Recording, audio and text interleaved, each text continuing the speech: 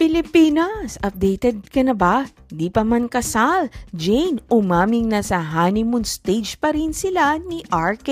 Naaaliw kami sa one-liner ni Jane Onisa sa one-on-one interview namin sa kanya pagkatapos ng MediaCon na nagbangga ang teleserye nila ni JC De Vera, Ria Ataide at Tony Labrusca na nag-aapoy na damdamin nang sabihin nitong nasa honeymoon stage kami.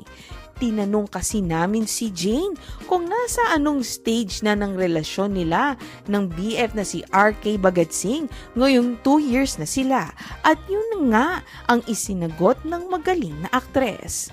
Pero biglang kambyo si Jane na ibig sabihin na nasa honeymoon stage pa sila ni RK ay dahil sweet na sweet pa rin sila at bihira ang pag-aaway. Si RK na rin ang